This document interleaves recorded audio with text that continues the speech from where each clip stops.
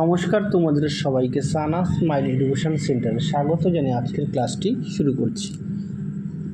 আজকে তোমাদের সঙ্গে আলোচনা করব তোমরা যারা নবম শ্রেণীর তৃতীয় পর্যায়ক্রমিক মূল্যায়ন পরীক্ষা দেবে তোমাদের জন্য রায় ও মার্টিন প্রশ্ন বিচিত্র থেকে আজকে সমাধান করব নবম শ্রেণীর ভৌতবিজ্ঞান বিষয় মডেল নাম্বার 13 অর্থাৎ 13 নম্বরের স্কুলের যে সমস্ত ছোট ও বড় প্রশ্নগুলি আছে তার সমস্ত প্রশ্নের উত্তরের সমাধান করে দেখাবো।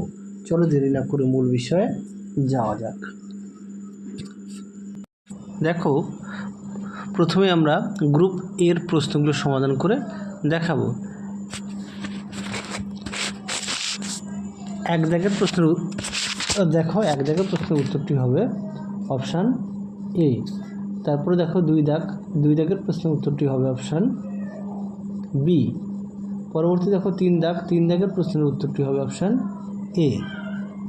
4 দাগের প্রশ্নের উত্তরটি হবে অপশান ডি। 5 দাগের উত্তরটি হবে সি। 6-এর উত্তরটি হবে সি। 7-এর উত্তরটি হবে অপশান সি। 8-এর উত্তরটি হবে অপশান সি হলুদ। 9-এর উত্তরটি হবে অপশান বি নাইট্রিক অক্সাইড। 10-এর উত্তরটি হবে অপশান সি। 11 দাগের প্রশ্নের উত্তরটা হবে অপশান ডি। 12 দাগের উত্তরটি হবে অপশান এ। 13 দাগের উত্তরটি হবে অপশান বি। পরবর্তী দেখো গ্রুপ বির প্রশ্নগুলি।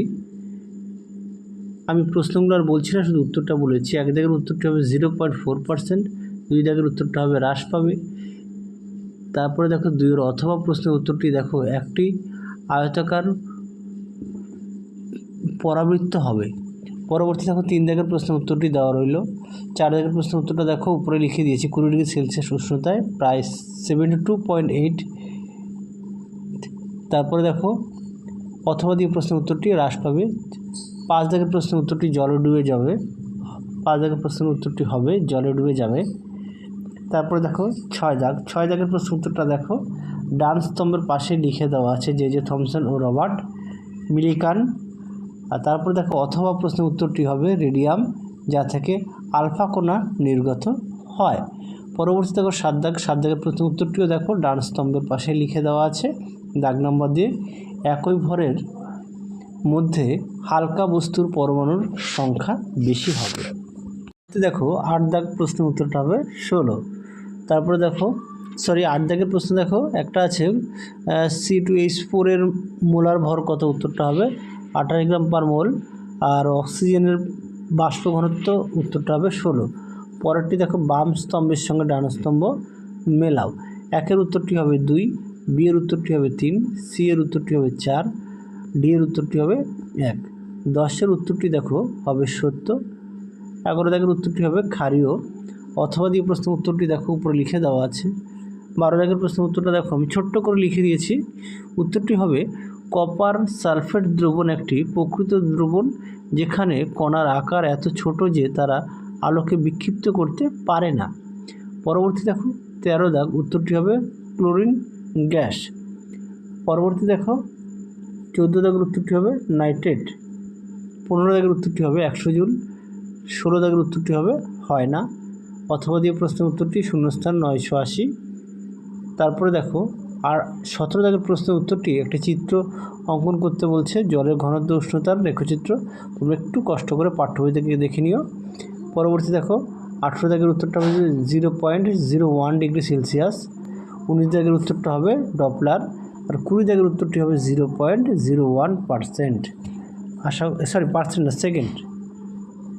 দেখো গ্রুপ সির প্রশ্নগুলো একটু দেখে নাও, তারপরে তোমাদের উত্তরগুলো দেখাচ্ছি। গ্রুপ সির প্রশ্নগুলো একটু দেখে নিও।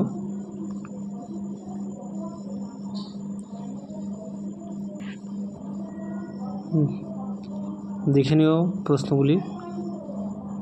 এবার দেখো গ্রুপ সির প্রথমের 1 দাগের প্রশ্নের উত্তরটি এসআই ও এমকেএস পদ্ধতির মধ্যে পার্থক্য লেখো। দেখো প্রশ্নের উত্তরটি।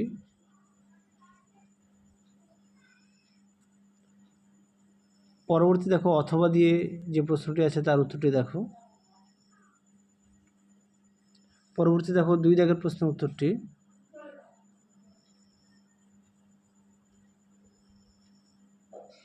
দেখো উত্তর।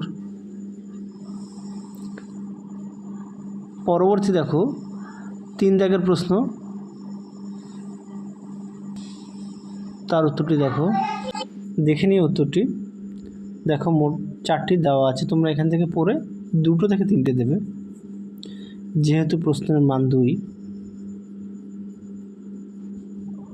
পরবর্তী দেখো 4 দাগ, 4 দাগের প্রশ্নটা দেখো, তার উত্তরটিও দেখে নিও।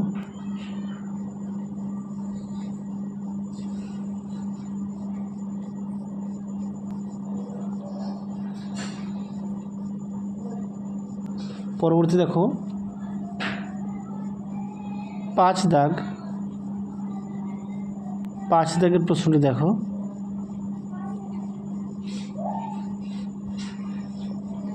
অথবা দিয়ে উত্তরটি দেখো। তারপরে দেখো 6 দাগের প্রশ্ন উত্তর,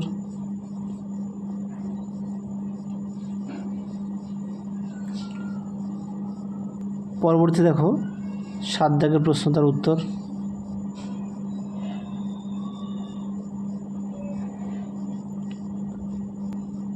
পরবর্তী দেখো 8 দাগের প্রশ্ন ও তার উত্তর,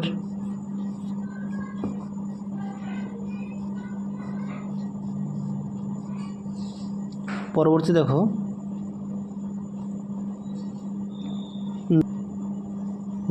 আংশিক পাতন পদ্ধতি বলতে কি বোঝায়।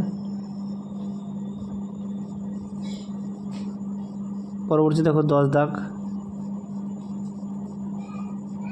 10 দাগের উত্তরটি দেখো।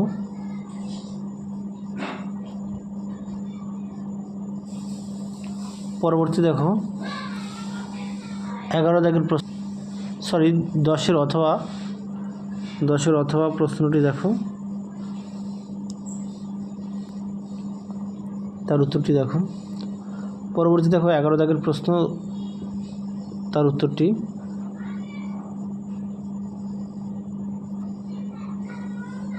পরবর্তী দেখো 12 দাগের প্রশ্ন, তার উত্তর। 13 দাগের প্রশ্ন ও তার উত্তরটি দেখো।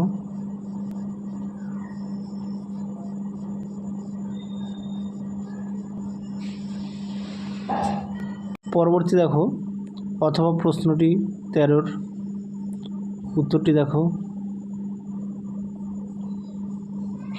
14 দাগের প্রশ্নটি দেখো, তার উত্তরটি দেখো।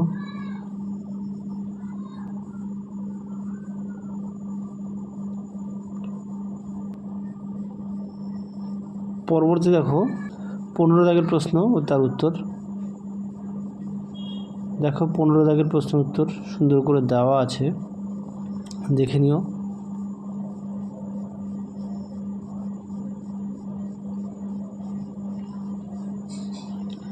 তাহলে চলো আজকের মতো এখানেই সমাপ্ত করছি।